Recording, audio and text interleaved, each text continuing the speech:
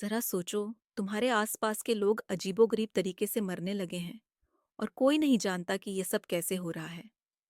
कुछ ऐसा ही होता है हमारी आज की कहानी में। लेकिन वीडियो शुरू करने से पहले चैनल को सब्सक्राइब कर ले आगे आने वाली अमेजिंग मूवी एक्सप्लेनेशन के लिए। कहानी की शुरुआत होती है अमेरिकन सॉफ्टवेयर डेवलपर बेन और शॉन से, जो एयरप्लेन से रशिया जा रहे थे। अचानक उनके प्लेन की लाइट चली गई, पर जल्द ही सब ठीक हो गया और वह सुरक्षित मॉस्को पहुंच गए। यहाँ पर वह अपनी ऐप के लिए इन्वेस्टर्स से बात करने आए थे। उनकी ऐप किसी भी इलाके में हो रहे प्रोग्राम्स और पार्टीज को ढूंढने में मदद करती थी। जब वो इन्वेस्टर से मिलने जा रहे थे, तो उन्होंने देखा कि दो अमेरिकन लड़कियां उनकी ही ऐप का इस्तेमाल कर रही थीं। आखिरकार वह इन्वेस्टर के ऑफिस पहुंच गए, पर वहां तो उनका साथी स्काइलर पहले ही इन्वेस्टर से बात कर रहा था। उसने बेन और शॉन की ऐप का आइडिया चुराकर अपने नाम से बेच दिया और उन्हें धक्के मारकर बाहर निकलवा दिया। बाद में शॉन और बेन क्लब में शराब पी रहे थे कि शॉन की नजर एक सुंदर सी लड़की पर पड़ी, पर वह तो स्काइलर के साथ थी। जल्द ही उन्हें वही लड़कियां दोबारा दिखाई दी जो उनकी ऐप यूज कर रही थीं, और मौका देखकर वो उनसे मिलने पहुंच गए। उनका नाम एनी और नेटली था।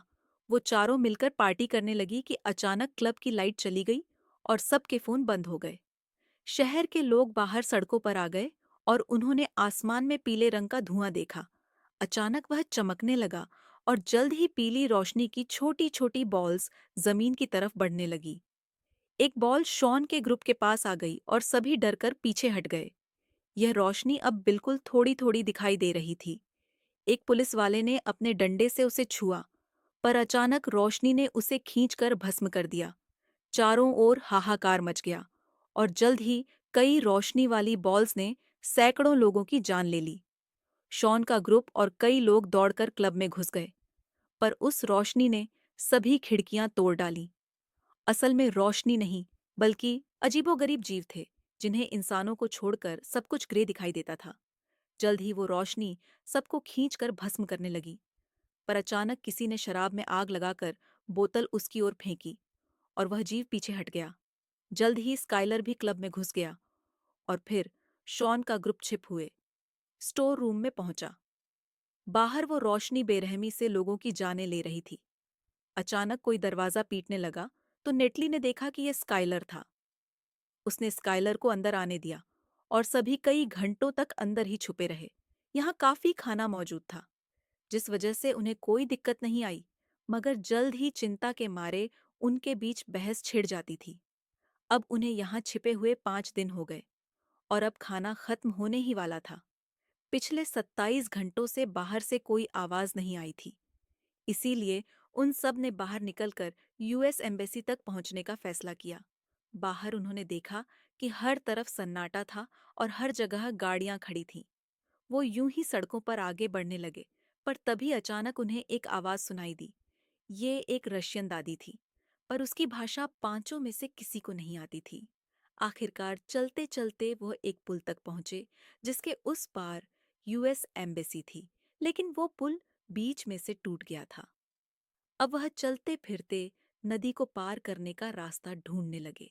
अचानक उन्हें रेड स्क्वायर पर एक पुलिस की गाड़ी दिखाई दी, तो स्काइलर और दोनों लड़कियां पास ही में छुप गए। लेकिन बेन और शॉन दौड़ते हुए गाड़ी तक पहुंचे। उन्हें ट्रंक में से एक नक्शा और एक बंदूक मिली। तभी उन्होंने देखा कि एक कुत्ता किसी अदृश्य चीज पर भौंक रहा था, और फिर अचानक ही वह जलकर भस्म हो गया। इससे सभी लोग बुरी तरह डर गए। स्काइलर और लड़कियां पास के मॉल में जा छुपे और बेन और शॉन गाड़ी के नीचे छुप गए। जल्द ही वह जीव गाड़ी के पास आया और उसकी रोशनी से गाड़ी का सायरन बजने लगा। वो गाड़ी के आसपास घूमा, मगर नीचे छुपे हुए इंसानों को नहीं देख पाया और चुपचाप वहां से चला गया। इसके बाद बेन और शॉन तुरंत दौड़कर मॉल में अपने साथियों के पास पहुंच। उन्होंने देखा कि एक प्लेन यहां बुरी तरह क्रैश हो गया था। स्काइलर ने कहा कि उन्हें यहीं रुककर मदद का इंतजार करना चाहिए, पर बेन और शॉन ने कहा कि उन्हें जिंदा रहना है तो आगे बढ़ते रहना होगा। उन्होंने हिसाब लगाया कि यह जीव बिजली से घिरे हुए हैं, इसीलिए उनके पास आते ही बिजली से चलने वाले डिवाइसेस अपने आप जल उठते हैं। अब उन्होंने हर जगह से लाइट बल्ब्स इकट्ठा करके अपने गले में बांध लिए, ताकि जब भी वो जीव पास आ रहा हो तो बल्ब के जलते ही वह चौकन्ना हो जाए। इधर शॉन ने देखा कि बाहर के बल्ब जलने लगे थे, यानी वह जीव पास ही था, पर वह डर के मारे कुछ कर नहीं सका, वहीं जम गया। मगर वह रोशनी उसके पास से यूं ही गुजर गई। जब वो जीव दुकान में घुसा तो नेटली भागी नहीं। शॉन ने उसे खींचकर वहीं जम जाने को कहा। एक बार फिर से वो चीज उन्हें बिना कुछ कहे पास से गुजर गई। तब शॉन को समझ आया कि वह कांच के पीछे खड़े हैं और उस जीव की बिजली की किरणें कांच के आर पार नहीं जा सकती। शायद इसीलिए वो उन्हें नहीं देख पाया। इसके बाद वो मॉल से निकलकर जैसे तैसे यूएस एम्बेसी पहुंच बचे। पर वो बिल्डिंग पूरी तरह बर्बाद हो चुकी थी। दरवाजे पर हजारों गोलियां बिखरी पड़ी थीं। तभी स्काइलर को एक राइफल मिल गई।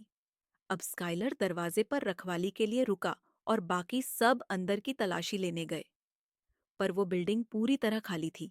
फिर वह कंट्रोल रूम में पहुंचे, जहां उन्हें सारे मामलों की रिपोर्ट्स मिली। इस रोशनी के हमले के 3 मिनट तक दुनिया भर में खबरें आती रहीं और उनके मुताबिक ज्यादातर शहरों पर कब्जा हो चुका था और इंसानों के पास इस रोशनी का सामना करने के लिए कोई हथियार भी नहीं था। अंडरग्राउंड होने के अलावा और कोई चारा नहीं था।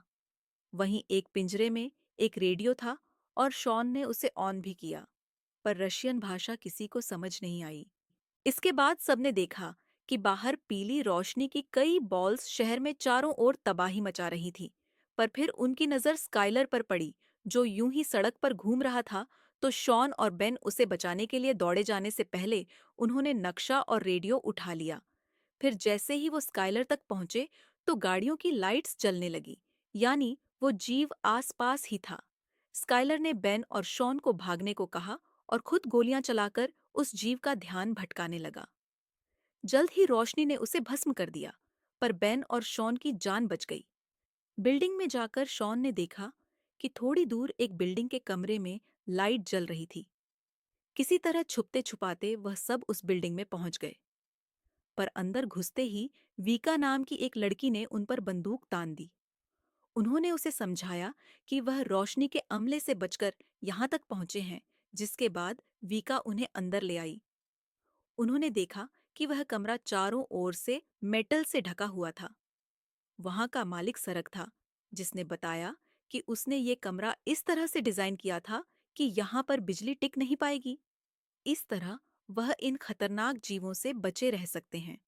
वीका को रशियन समझ आती थी, इसीलिए शॉन ने उसे एक रेडियो मैसेज सुनाया।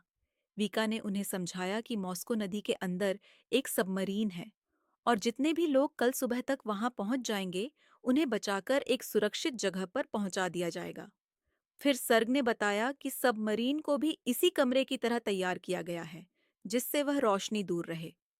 अब उन सब ने मिलकर सबमरीन तक पाए पहुंचने का फैसला किया। सबसे पहले वीका नेटली एनी बिल्डिंग में से जरूरत का सामान ढूंढने निकले। उधर सर्ग ने बेन और शॉन को अपनी बनाई माइक्रोवेव बंदूक दिखाई, जो उन जीवों के चारों ओर से बिजली की परत हटाने की ताकत रखती थी। जल्द ही उस जीव की नजर लड़कियों पर पड़ गई और वह बिल्डिंग में घुस आया। तीनों लड़कियां तुरंत कमरे की ओर भागी और ऐन वक्त पर अंदर घुस भी गई। पर जल्दबाजी में दरवाजा ढंग से बंद नहीं हुआ। अचानक वह जीव अंदर घुस गया और लड़कियां एक कांच के टेबल के पीछे छुप गई। तभी अर्ग ने अपनी माइक्रोवेव बंदूक से हमला करके उस रोशनी को फ्रीज कर दिया और बिजली के पीछे छिपा हुआ उसका चेहरा सबको दिखाई देने लगा। अब सबको समझ आ गया था कि ये अजीबोगरीब सी रोशनी असल में खूंखार एलियंस थे, जो धरती पर इंसानों का नामो निशान मिटाने आए थे। बदकिस्मती से इसका असर कुछ ही पलों के लिए रहा और एलियन ने एक बार फिर से गायब होकर सर्ग को भस्म कर दिया। वहीं शॉन और बेन एक खुफिया रास्ते से भाग निकले। नेटली ने धमाके के लिए डीजल का टैंक तोड़ डाला और बेन और शॉन के पास पहुंची। पर एनी डर के मारे भाग नहीं पाई और उस एलियन ने उसे जलाकर भस्म कर दिया। उधर वीका सीढ़ियों से नीचे आ गई और अपने बाकी साथियों के साथ भाग निकली।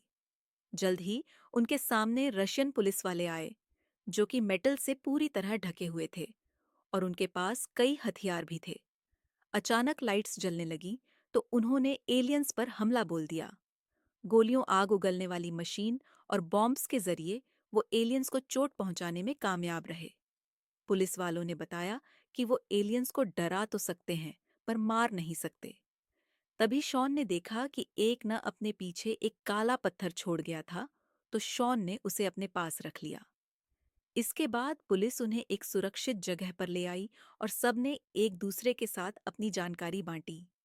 सबमरीन वाली बात सुनकर ऑफिसर ने कहा कि नदी बहुत दूर है और हर जगह एलियंस फैले हुए हैं, मगर वह चारों फिर भी सबमरीन तक पहुंचना चाहते थे। इसीलिए पुलिस वाले उन्हें वहां तक ले जाने को राजी हो गए। वो सब ट्रेंस की सुरंग से गुजर रहे थे कि अचानक वहां एलियंस आ गए।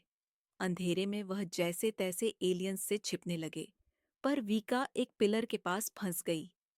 तब ने उसे धक्का देकर पटरी पर फेंक दिया, पर इस चक्कर में एलियन ने उसे पकड़कर भस्म कर दिया। इससे शॉन को काफी गहरा सदमा लगा, पर वह जैसे तैसे सुरंग से बाहर आ ही गए। आखिरकार वह नदी तक पहुंचे, जहां एक कश्ती में बैठकर वो सबमरीन को ढूंढने लगे। अब उन सब ने अपने मरे हुए साथियों का शोक मनाया।